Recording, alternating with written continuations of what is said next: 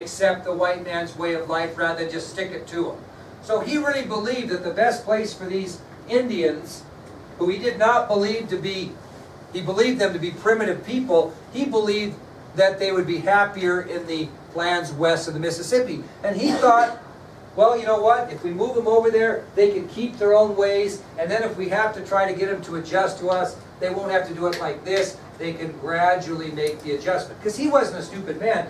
We're going to have a thing in history called westward expansion. And we're just going to push these Native Americans farther and farther and farther until the ocean might be their only option.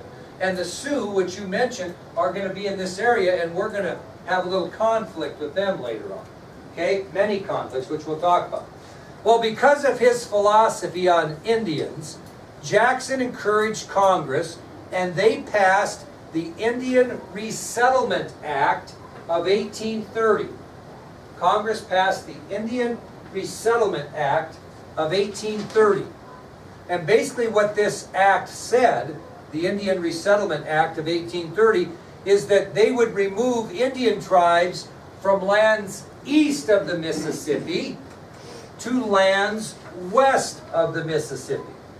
So this Indian Resettlement Act of 1830 provided for the removal of Indian tribes from lands east of the Mississippi River to lands west of the Mississippi River. Now, these lands west of the Mississippi River, Congress would establish these lands right here as Indian territory. Would be theirs and theirs only for the time being. So this is going to be established Indian territory. And the Indian Resettlement Act simply states that Indians that live east of the Mississippi River will move peaceably west onto Indian territory that we put forth for them. Well, that didn't go over really well at first. And the first Indian tribes to resist this Indian Resettlement Act were the Sauk and Fox Indians, look up here, that lived right on the Wisconsin-Illinois border, southern Wisconsin, northern Illinois. And the Sauk and Fox Indians weren't really ready to move west of the Mississippi, so they refused. They refused. Well, because of their resistance, what did Jackson do? He didn't go, but he sent military forces to the area of the Sauk and Fox Indians, and they fought in what became known in history as the Black Hawk War. And this occurred in 1832. So after the Indian Resettlement Act was passed, and the Sauk and Fox Indians refused to abide by it, Jackson sent the military to that area, and they fought against the two tribes in 1832 in what was called the Black Hawk War. Now, Aaron, why would they call it the Black Hawk War, not the Red Eagle War? That was the chief's. Very good. That was the name of the Indian chief that led Indian forces there, Chief Black Hawk. And they fought bravely and skillfully, but they were soon overwhelmed by military forces, and they were forced to go move west of the Mississippi into that Indian territory. So the Sauk and Fox Indians resisted. Jackson sent the military there in 1832. In the Black Hawk War, the Indians were led by Chief Black Hawk, and they fought gallantly, but were overwhelmed by the military and forced Indian territory. Well, back in the southeastern part of the United States, many tribes began to try to adopt the white man's way of life. And among those tribes are the tribes we talked about: the Creek, the Choctaw, the Chickasaw, the Seminole, and the Cherokee. And because of their attempt to try to adopt the white man's way of life, they were known as the 5 civilized tribes. Now, does that mean they were agreed to removal? Huh? It just meant they were trying to live more of the white man's life so they could stay where? Where they were. Where they were. So don't take that as we got it covered yet. So back in the northeastern part of the United States, many tribes began to try to adopt the white man's way of life. Again, these Indian tribes were the Creek, Choctaw, Chickasaw, Seminole, and Cherokee, and they became known in history as the 5 civilized tribes. Has anybody ever watched The Outlaw Josey Wales? Nobody has seen the movie? We had one last period. My God, I'm going to have to show that. It's the greatest Clint Eastwood movie ever. Anyway, they talk about the 5 civilized tribes. But whatever. I guess it doesn't matter because you haven't seen the movie. But anyway, finally, these 5 tribes were asked to sign removal treaties with the federal government. And if you sign this removal treaty with the federal government, then you're stating that you are willingly going to move to lands west of the Mississippi into this Indian territory. So these 5 civilized tribes, after they saw they were making an effort to try to kind of do the white man's way of life, they said, well, we'd like you to sign with the federal government, if you would please, these removal treaties. Well, 3 of the 5 did. By the end of 1833, 3 of the 5 Indian tribes that made up the 5 civilized tribes agreed to sign those removal treaties and were removed or moved peacefully west of the Mississippi. They were the Creeks, the Choctaws, and the Chickasaws. Creeks, Choctaws, and Chickasaws agreed to sign those removal treaties, and they packed up and took themselves west of the Mississippi, which left 2 that did not, which were the Lily, the Seminoles, and Cherokee. So, that'll take us to our next subtopic, which is the fate of the Cherokee Indians. The fate of the Cherokee Indians. Now, this was an interesting deal. I want you to kind of pay attention because they really did try in a way to live the white man's way to a point. Now, the Cherokee tribe was very organized and civilized in their own way. And I'm going to give you several examples that'll make sense to you. So they're trying to kind of be like the white way of life, but they're going to do it on their own terms. Here's some examples. First of all, the Cherokees had developed their own written language. That was unusual. Do you see many Indians having a written language? They talk the language, but nothing written down. So the first example of the Cherokees making an attempt to become civilized and organized is that they developed their own written language. The second thing they did is they actually published their own newspaper in their own language. They actually published their own newspaper. Are they trying to become a little civilized? More like the whites? Kind of in their own way, right? The third thing they did is they built and supported schools for their own children. They built and supported schools for their own children. And the fourth thing, probably the most impressive, is they developed a written constitution, which included what? Laws, law enforcement officers, and a judicial system. They actually formed their own Cherokee constitution, just like we did when we formed our country. They established laws, they established law enforcement officers, even a judicial system.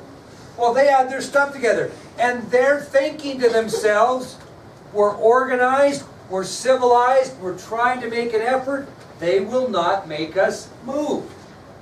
Well, and that might have been true, kiddos, might have been true, but something happened that would change their lives forever. And they were located in the area of Georgia. Guess what happened in Georgia that changed their lives forever? Despite the fact that they were civilized and organized, they still wanted their land. Why? Why would they want their land so bad? What?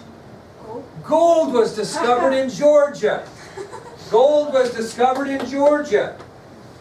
And it was on Cherokee land. And white settlers were wishing to swarm the area in search of that gold.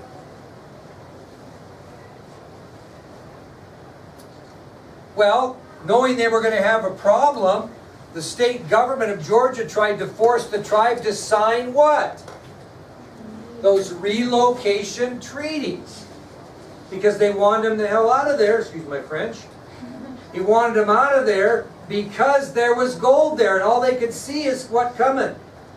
Same thing happens in the Black Hills way later in history that leads to something called the Battle of the Little Bighorn. Okay? So, gold is discovered. Well, the Cherokee tribe refuses to sign this removal treaty. And then the government threatens to just seize their land anyway. This is a civilized and organized group of people that they are saying, we want you to sign these removal treaties. Forget it. Well, then we're going to seize your land anyway. Well, they do it the right way. They actually appeal this thing all the way to the Supreme Court. And who's the Supreme Court justice at this time? Same guy we talked about that was very famous, John Marshall. And he oversees this case. And he makes a ruling. It's called Worcester versus Georgia, if you care. And what in the world does Marshall rule, Navy? Does the state of Georgia have jurisdiction over the tribe and can claim their land or not? What does he rule? Yes or no? He rules yes. Actually, most people would think that's what he would rule, but he ruled no. Order, just like you said. He ruled that the state of Georgia had absolutely no jurisdiction over the tribe and no claim to their land. He ruled in favor of the Cherokee Nation in Georgia. Chief Justice John Marshall, all the way to the Supreme Court.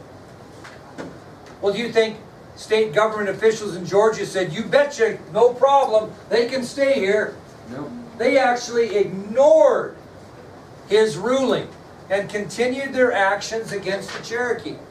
They ignored the Supreme Court ruling by Chief Justice John Marshall and continued their actions against the Cherokee tribe. Who would be the next person that would have to step in? The federal government. And who believes in the power of the presidency? Andrew Jackson. So Andrew Jackson's the next one this comes to. When the state officials in Georgia ignore Marshall's ruling and continue their actions. So they asked President Jackson to enforce the Supreme Court ruling. And here's what his response was to that request. He said, quote, Mr. Marshall has made his decision. Now let him enforce it. What's he saying? I'm not getting in the middle of this thing. And he was angry about it because he wouldn't believe in that. He refused to enforce the Supreme Court ruling, and he said, quote, Mr. Marshall has made his decision. Now let him enforce it. Well, in the end, let's think about it. Despite this Supreme Court ruling, do Cherokee have a chance? No. Really, they don't. So finally, in 1835, Cherokee leaders agreed to sign the removal treaty in exchange for being relocated peacefully. Okay? Finally, in 1835, Cherokee leaders agreed to sign the removal treaty in exchange for being relocated peacefully. Now, this agreement between the federal government and the Cherokee tribe was known as the Treaty of New Echota. The Treaty of New Echota. This was the treaty between the federal government and the Cherokee Nation that they would sign these relocation agreements and they would be peacefully removed. And they were. However, there was one lone holdout. A Cherokee chief by the name of John Ross. He said, nope, even though my nation signed this, I don't believe in it. Me and my 20,000 Cherokee men, women, and children will refuse to sign or abide by any relocation agreements. And so they were relocated by force. And they were relocated in the middle of the winter, which goes down in history as the Trail of Tears, which we will talk about tomorrow. So Cherokee Chief John Ross resists the Removal Act until the bitter end, and as a result, approximately 20,000 resistant Cherokees men, women, and children were relocated westward at gunpoint in the middle of the winter, known in history as the Trail of Tears. And we'll tell you all about that tomorrow. Sad time.